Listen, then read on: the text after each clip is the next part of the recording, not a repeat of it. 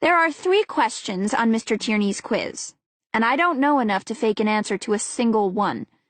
Next to me, Lauren's doubled over her paper, tongue just poking out between her teeth. She always does that when she thinks. Her first answer's looking pretty good, actually. Her answers are neat and deliberate, not frantically scribbled like you do when you don't know what you're talking about and are hoping if you scrawl enough your teacher won't notice. For the record, it never works.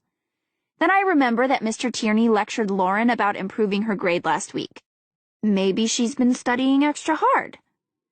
I peek over Lauren's shoulder and copy down 2 of her answers. I'm good at being subtle about it. When Mr. Tierney calls out, 3 minutes. He says it dramatically, like he's doing a voiceover for a movie, and it makes the fat under his chin wiggle. It looks like Lauren's finished and checking her work, but she's leaning so I can't see the 3rd answer. I watch the second hand tick its way around the clock. 2 minutes and 30 seconds. Tierney booms, and I lean over and poke Lauren with my pen. She looks up startled. I don't think I've talked to her in years, and for a second, I see a look pass over her face that I can't quite identify. Pen, I mouth to her. She looks confused and shoots a glance up at Tierney, who's thankfully bent over the textbook. What? She whispers. I make some gestures with my pen, trying to communicate to her that I've run out of ink. She's staring at me dumbly, and for a second I feel like reaching out and shaking her. 2 minutes! But finally her face clears up and she grins like she's just figured out how to cure cancer. I don't want to sound harsh, but it's such a waste to be a dork and kind of slow on the uptake. What's the point if you can't at least play Beethoven or win state spelling bees or go to Harvard or something? While Lauren's bent over, rummaging for a pen in her bag, I copy down the final answer. I kind of forget I even asked her for a pen, actually, because she has to whisper at me to get my attention. 30 seconds! Here. I take it from her. One end is chewed. Gross. I give her a tight smile and look away, but a second later she whispers, Does it work? I give her a look so she'll know that now she's being annoying. I guess she takes it as a sign I don't understand. The pen! Does it work? She whispers a little louder. That's when Tierney slams the textbook against his desk. The sound is so loud we all jump. Ms. Lornet? He bellows, glaring at Lauren. Are you talking during my quiz? She turns bright red and looks back and forth from me to the teacher, licking her lips. I don't say anything. I was just... she says faintly. Enough! He stands up, frowning so hard his mouth looks like it's going to melt into his neck, and crosses his arms. I think he's going to say something more to Lauren because he's shooting her a death stare, but instead he just says, Time, everybody! Pencils and pens down! I go to give Lauren's pen back to her, but she won't take it. Keep it, she says. No thanks, I say.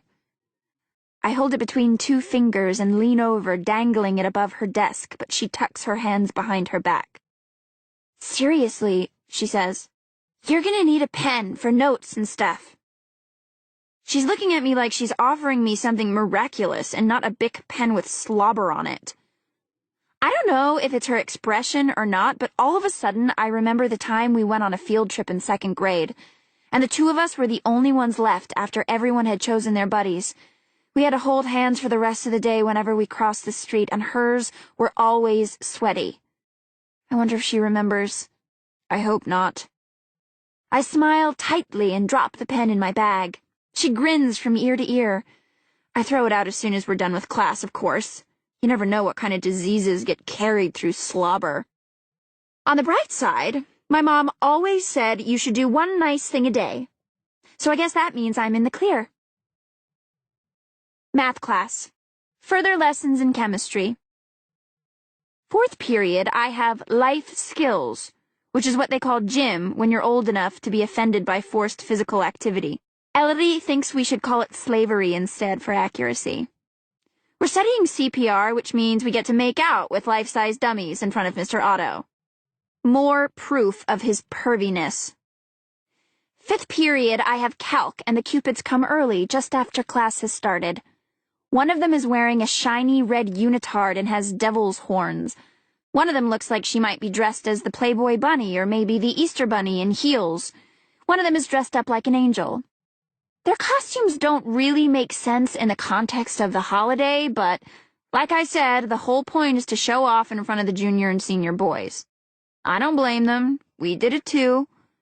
Freshman year, Allie dated Mike Harmon, a senior at the time, for 2 months after she delivered a valigram to him, and he said her butt looked cute in her tights. That's a real love story right there. The devil gives me 3 roses. One from Elodie, one from Tara Flute, who's kind of in our group but not really, and one from Rob. I make a big deal of unfolding the tiny card that's looped around the rose stem and acting moved when I read the note, even though all he's written is, "Have a Cupid day. Love ya." And then in smaller letters near the bottom, "Happy now?" Love ya isn't exactly I love you, which we've never said, but it's getting close. I'm pretty sure he's saving it for tonight, actually. Last week, it was late and we were sitting on his couch and he was staring at me and I was sure he was going to say it. But instead, he just said, from a certain angle, I looked like Scarlett Johansson. At least my note is better than the one Allie got from Matt Wilde last year. Roses are red, violets are blue. If I get you in bed, it would be really cool. He was kidding, obviously, but still. Blue and cool don't even rhyme. I think that's going to be all of my valigrams, but then the angel comes over to my desk and hands me another one. The roses are all different colors, and this one's pretty amazing. Cream and pink swirled petals, like it's made out of some kind of ice cream. "It's beautiful," she breathes. I look up. The angel is just standing there, staring at the rose lying on my desk.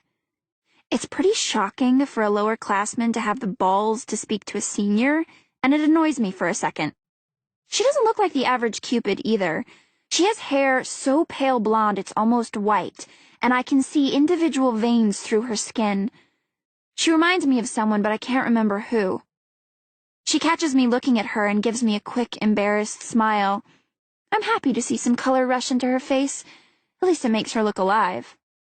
"Marion!" She turns around when the devil girl calls to her. The devil makes an impatient gesture with the roses she's still carrying, and the angel, Marion, I guess, quickly rejoins the other cupids. All 3 of them leave. I brush my finger over the rose petals. They're as soft as anything, as air or a breath, and then instantly feel stupid. I open the note expecting something from Allie or Lindsay. Hers always say, "Love you to death, bitch." But instead, I see a cartoon drawing of a fat Cupid accidentally shooting a bird out of a tree. The bird is labeled American Bald Eagle, and it looks like it's about to fall directly on top of a couple sitting on a bench. Cupid's original target, presumably. Cupid's eyes are spirals, and he has a stupid grin on his face. Underneath the cartoon, it says, "Don't drink and love."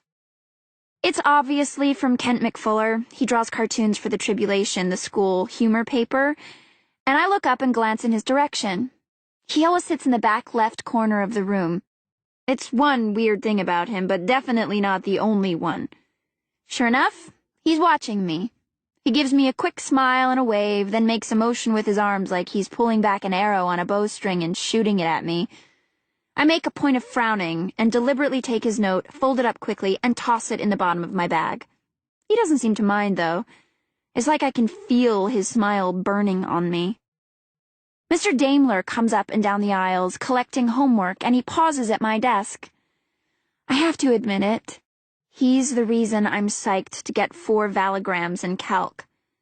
Mr. Daimler's only 25, and he's gorgeous. He's assistant coach of the soccer team, and it's pretty funny to see him standing next to Otto. They're complete physical opposites.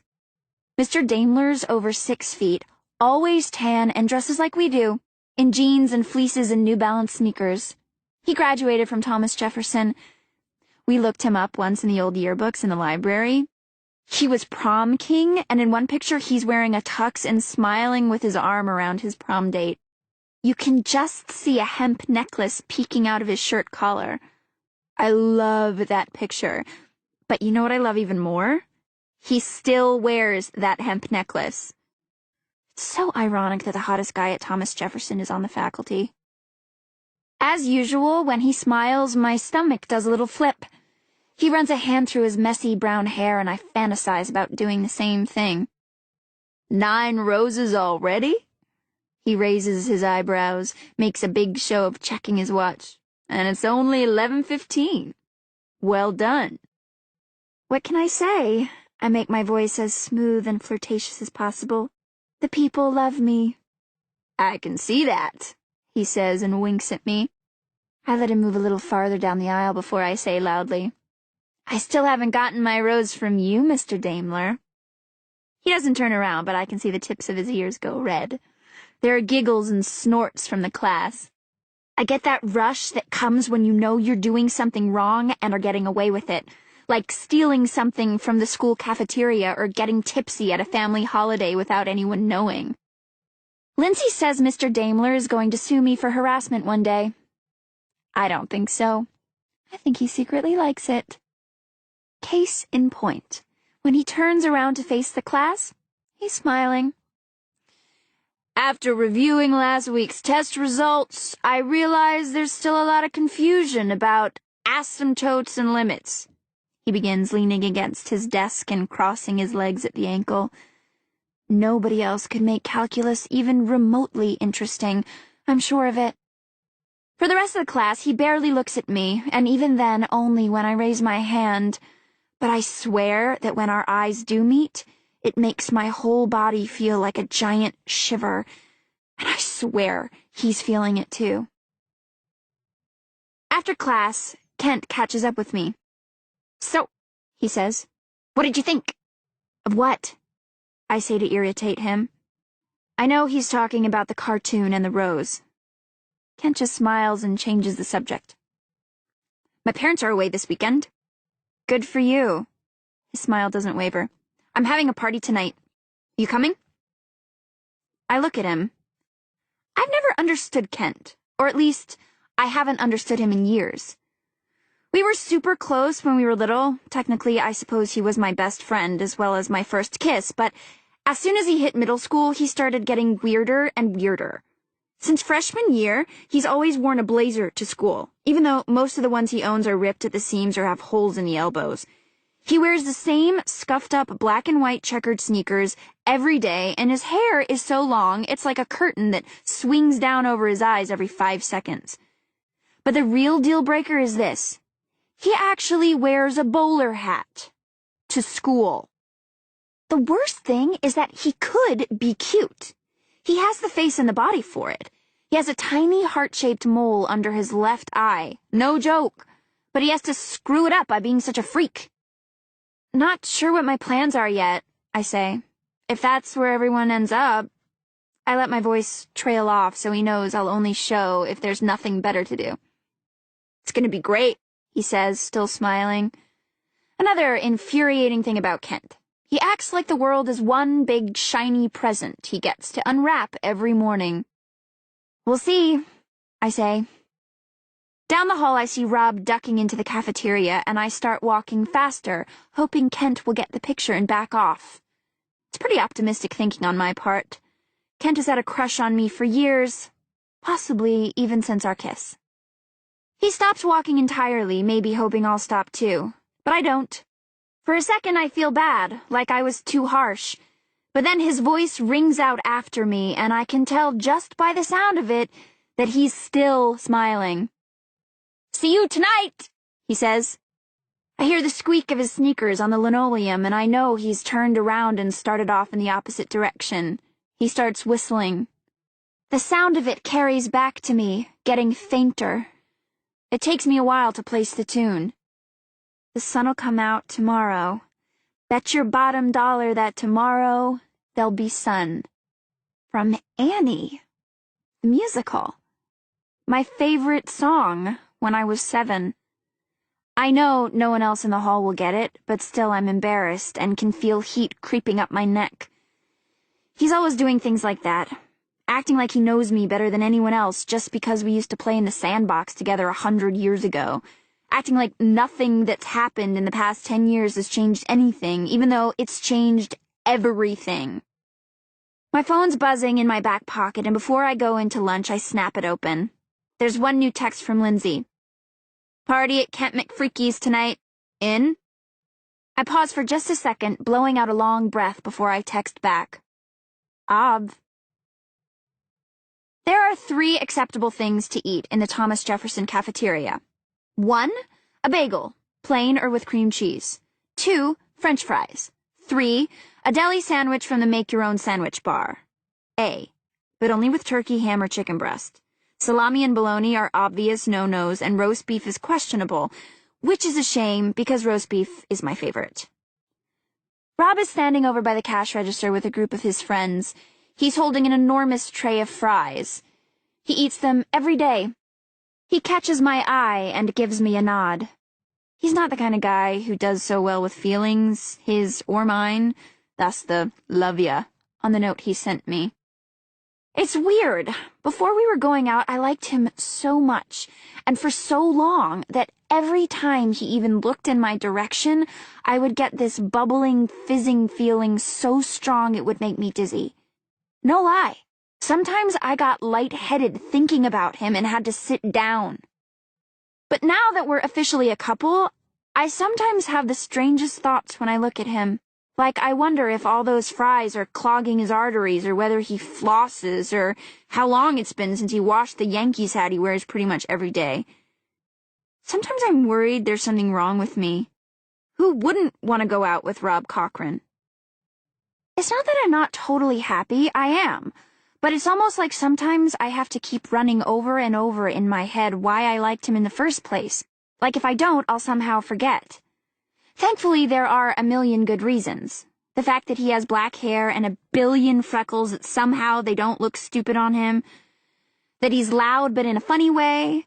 That everyone knows him and likes him and probably half the girls in the school have a crush on him. That he looks good in his lacrosse jersey. That when he's really tired he lays his head on my shoulder and falls asleep. That's my favorite thing about him. I like to lie next to him when it's late, dark, and so quiet I can hear my own heartbeat. It's times like that when I'm sure that I'm in love. I ignore Rob as I get in line to pay for my bagel. I can play hard to get too. And then head for the senior section. The rest of the cafeteria is a rectangle. Special ed kids sit all the way down at the table closest to the classrooms. And then there are the freshman tables, and then the sophomore tables, and then the junior tables. The senior section is at the very head of the cafeteria. It's an octagon lined completely with windows. Okay, so it only looks out over the parking lot, but it's still better than getting a straight view of the short bus brigade dribbling their applesauce. No offense. Allie's already sitting at a small circular table right by the window. Our favorite. Hey. I put down my tray and my roses. Allie's bouquet is sitting on the table and I do a quick count. 9 roses. I gesture to hers and then give my bouquet a rattle. Same as me. She makes a face. One of mine doesn't count. Ethan Schlosky sent one to me. Can you believe it? Stalker. Yeah, well, I got one from Kent McFuller, so one of mine doesn't count either. He loves you, she says, drawing out the O. Did you get Lindsay's text? I pick the mushy center out of my bagel and pop it in my mouth. Are we really going to go to his party? Allie snorts. Afraid he'll date rape you? Very funny. There's going to be a keg, Allie says. She takes a tiny nibble of her turkey sandwich. My house after school, okay? She doesn't really have to ask. It's our tradition on Fridays. We order food, raid her closet, blast music, and dance around swapping eyeshadows and lip glosses. Yeah, sure. I've been watching Rob come closer out of the corner of my eye, and suddenly he's there, plopping into a chair next to me and leaning in until his mouth is touching my left ear. He smells like total cologne. He always does. I think it smells a little like this tea my grandmother used to drink, lemon balm, but I haven't told him that yet. Hey, Slammer! He's always making up names for me. Slammer, Sandwich, Sammy Says. Did you get my valigram? Did you get mine? I say. He swings his backpack off his shoulder and unzips it. There are a half-dozen crumpled roses in the bottom of his bag. I'm assuming one of them is mine, and besides that, an empty pack of cigarettes, a pack of Trident gum, his cell phone, and a change of shirts. He's not so much into studying. Who are the other roses from? I say, teasing him. Your competition, he says, arching his eyebrows. Very classy, Allie says. Are you going to Kent's party tonight, Rob? Probably. Rob shrugs and suddenly looks bored. Here's a secret. One time when we were kissing, I opened my eyes and saw that his eyes were open. He wasn't even looking at me. He was looking over my shoulder, watching the room. He's getting a keg, Allie says for the second time. Everyone jokes that going to Jefferson prepares you for the total college experience. You learn to work, and you learn to drink. 2 years ago, the New York Times ranked us among the top 10 booziest public schools in Connecticut. It's not like there's anything else to do around here, though. We've got malls and basement parties. That's it. Let's face it, that's how most of the country is. My dad always said that they should take down the Statue of Liberty and put up a big strip mall instead, or those golden McDonald's arches. He said at least that way people would know what to expect. Excuse me. Lindsay's standing behind Rob, clearing her throat. She has her arms folded and she's tapping her foot. You're in my seat, Cochran, she says. She's only pretending to be hardcore. Rob and Lindsay have always been friends. At least, they've always been in the same group, and by necessity have always had to be friends. My apologies, Edgecombe. He gets up and makes a big flourish like a bow when she sits down. See you tonight, Rob, Allie says and adds, bring your friends. I'll see you later. Rob leans down and buries his face in my hair, making his voice deep and quiet. That voice used to make all of the nerves in my body light up like a firework explosion. Now, sometimes, I think it's cheesy. Don't forget. It's all about you and me tonight. I haven't forgotten, I say, hoping my voice sounds sexy and not scared. My palms are sweating and I pray he doesn't try to take my hand. Thankfully, he doesn't. Instead, he bends down and presses his mouth into mine. We make out for a bit until Lindsay squeals, "Not while I'm eating," and throws a fry in my direction. It hits me on my shoulder. Bye, ladies, Rob says and saunters off with his hat just tilted on an angle. I wipe my mouth on a napkin when nobody's looking, since the bottom half of my face is now coated with Rob's saliva. Here's another secret about Rob. I hate the way he kisses. Elodie says all my stressing is just insecurity because Rob and I haven't actually sealed the deal yet. Once we do, she's positive I'll feel better. And I'm sure she's right. After all, she's the expert. Elodie is the last to join us at lunch, and we all make a grab for her fries when she sets down her tray. She makes a half-hearted attempt to swat our hands away. She slaps her bouquet of roses down next. She has 12, and I feel a momentary twinge of jealousy. I guess Allie feels it too because she says, "What did you have to do for those?" "Who did you have to do?" Lindsay corrects her. Elodie sticks her tongue out but seems pleased that we noticed.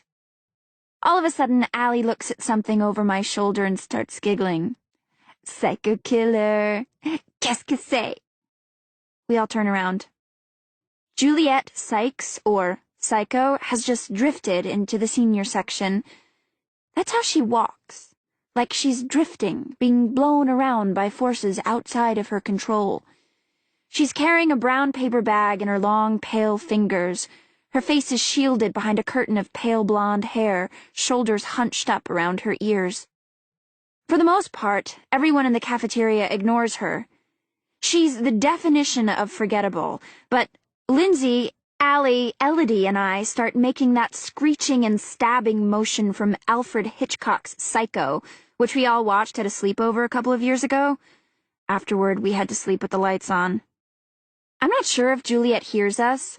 Lindsay always says she can't hear at all because the voices in her head are too loud. Juliet keeps up that same slow pace across the room, eventually reaching the door that leads out into the parking lot. I'm not sure where she eats every day. I hardly ever see her in the cafeteria. She has to shove her shoulder against the door a few times before it will open, like she's too frail to make it work. "Did she get our valogram?" Lindsay says, licking salt off a fry before popping it in her mouth. Allie nods. "In bio. I was sitting right behind her." "Did she say anything?" "Does she ever say anything?" Allie puts one hand across her heart, pretending to be upset. "She threw the rose out as soon as class was over. Can you believe it? Right in front of me." Freshman year, Lindsay somehow found out that Juliet hadn't been sent a single valogram. Not one. So Lindsay put a note on one of her roses and duct-taped it on Juliet's locker. The note said, "Maybe next year, but probably not."